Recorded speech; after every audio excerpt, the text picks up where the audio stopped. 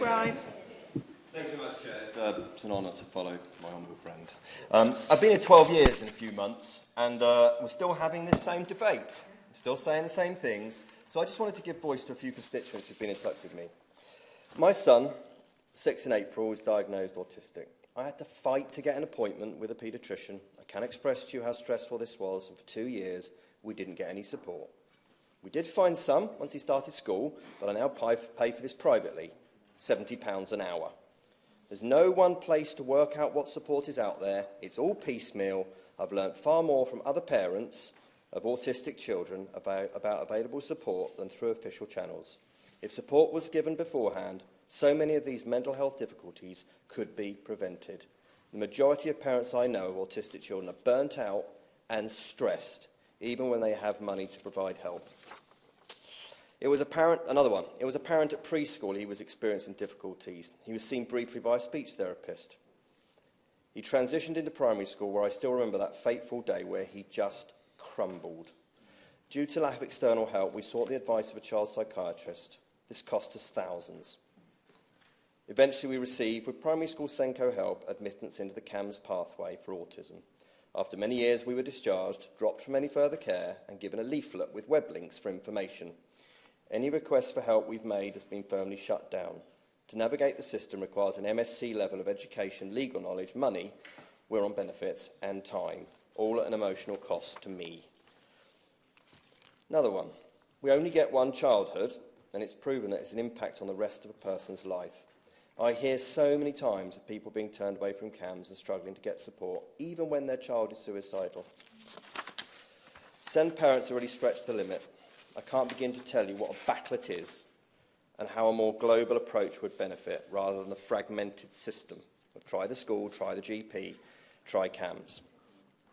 Another one. Our experiences of CAMHS? Well, there isn't much, as we haven't been able to access any support for him. My husband and I referred our son on the CAMHS online referral form in November last year. I wrote on the form that he was using the palm of his hand to slap his forehead out of frustration to get the compulsive thoughts out of his head. We didn't hear anything, so I sent an email asking them to confirm they had received our referral form. The confirming email asked parents not to inquire about waiting list times. A member of the school welfare team phoned me to say there's a waiting list of 18 months. As a family, Steve, we're frazzled, and I feel like I'm hanging by a thread. Where do we go from here? Another one. The situation is abysmal, Steve. My family have been ripped apart by my daughter's mental health, and she's 6 years old. And then finally, none of these made easy reading, Madam Chair. Last night, my 9-year-old son said, "I'd rather have no life than this life."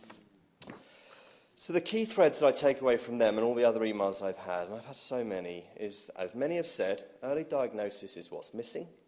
As a result, children are falling further down.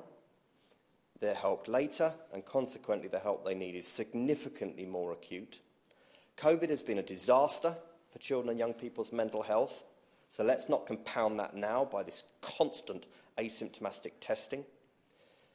Don't ask us how long. I'd love the Minister to say, how does that fit with the physical waiting list on My Planned Care that was launched this week? Where is the parity? And just finally, I've been really moved by what I received this week. My constituents, and so many others, they don't care about 6 people being shuffled around each other's jobs in this government. They care about the services that they're paying a lot of money for and they're not getting. Finally, one said to me, childhood is short, but it also lasts a lifetime. We can't have this debate for the next 12 years.